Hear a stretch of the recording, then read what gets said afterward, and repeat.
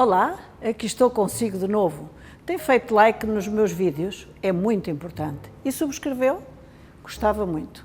Hoje convosco a doutora Ágata Roquete com conselhos sobre a alimentação de seus filhos. Como sabe, é desde pequenos que se criam os bons hábitos. Olá, Ágata. Olá, hoje venho-vos dar umas dicas sobre alimentação infantil, numa altura em que a obesidade infantil tem aumentado em Portugal, embora haja muita informação e se fale muito sobre nutrição, não temos verificado esses resultados a nível de percentagem de obesos. 33% da obesidade infantil em Portugal, só para terem uma ideia, as crianças de hoje em dia consomem à volta de 4 vezes por semana fast food, algo que não acontecia há uns anos, portanto eu acho que esta é a grande questão. A alimentação mudou muito ao longo destes anos, a oferta é muito grande, as crianças deparam-se com alimentos industriais, etc., que na altura, ou há uns anos, eu pelo menos tenho 38 anos e sei que quando era miúda não existia estes produtos no mercado e comíamos tudo muito mais básico, tudo mais saudável, tudo menos fabricado, e acho que os pais devem voltar mesmo a esse ponto e lembrarem-se de como nós comíamos quando éramos mais novos.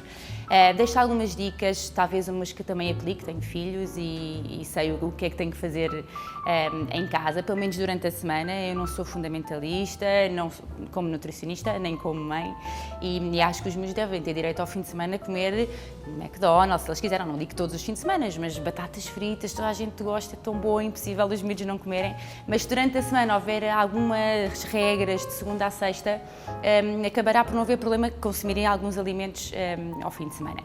Festas dos amigos, obviamente que hão de comer porcarias e nem eu consigo dizer aos meus filhos para não comerem, portanto acho que também não o devem fazer. Mas durante a semana a responsabilidade é vossa, a responsabilidade é dos pais e é aí que temos que ter regras mais fixas e eles habituam-se, pelo menos eu vejo em casa e mesmo os meus pacientes, eles sabem muito bem o que é a semana e o que é o fim de semana. E se acabamos por ceder durante a semana, às tantas damos pelos miúdos e comem todos os dias coisas que não devem. Uma das regras que eu acho fundamental é não terem mesmo nada em casa, é o maior truque. A partir do momento que eles não têm nada que faça mal em casa, é impossível cometerem qualquer tipo de asneira durante a semana. E se quiserem comer mais alguma coisa porque estão com fome, que comam mais uma fruta, comam mais um iogurte, comam mais um bocadinho de pão, que acabam sempre por ser alimentos que nós sempre consumimos e que não têm qualquer problema a nível de saúde. Outra das regras é talvez falarem com os vossos pais, ou seja, os avós, neste caso, muitas vezes acabam por ceder aos pedidos das crianças.